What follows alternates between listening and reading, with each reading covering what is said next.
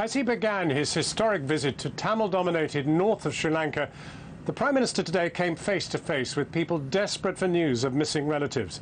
Groups carrying photographs swarmed around his cavalcade at one point.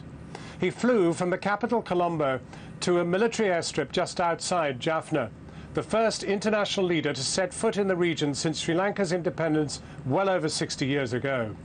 Once there, he visited a refugee camp, a library and newspaper offices. Some of what he saw at first hand, he said, will stay with me. The trip was short but effective. David Cameron had said he'd wanted to shine a light on the human rights issues that have dogged the run-up to this summit. I accompanied the Prime Minister. Here is my report.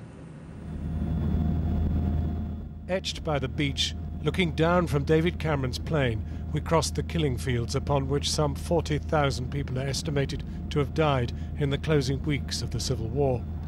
Arriving in Jaffna, we were greeted by an immediate protest in pole position outside the Tamil First Minister's office. There was something odd about it. Investigations are needed for crimes during colonial period. I see. I'm beginning to see what this is. Actually, yes, it's not a protest about. Actually, no. Yeah, this is very interesting because this is actually not a Tamil protest of any sort. Matching printed signs in English, people hiding their faces. This had the hallmarks of a government-arranged spectacle. Suddenly, at the far end of the road, there was a commotion. We ran as police jumped out of their trucks. We arrived to be besieged by women in tears, thrusting photos of their lost fathers, sons and brothers.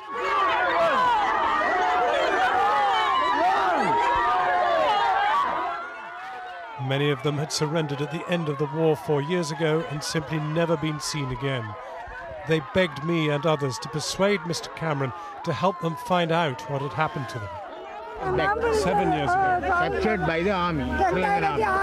They surrendered to the army. 2006, captured, arrested. They were arrested by the army. Abducted by the army. Two brothers. After the surrender, she has never seen him. This photo printed on LLR's report. Right, that is the surrender.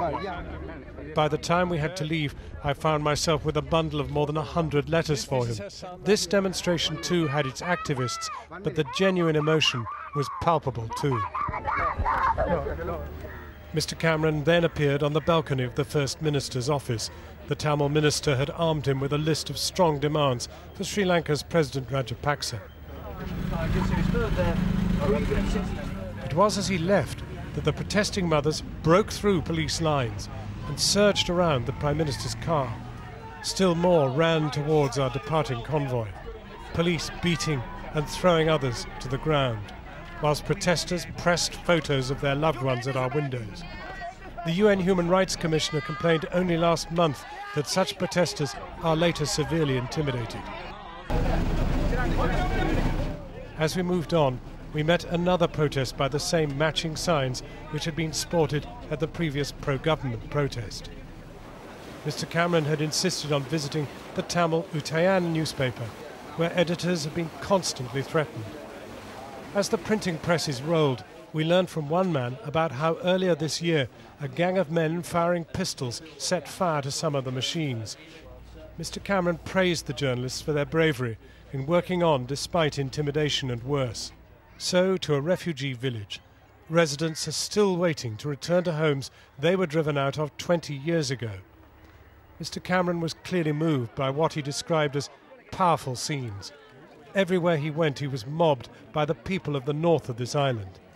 He is the first foreign leader to have visited here since 1948.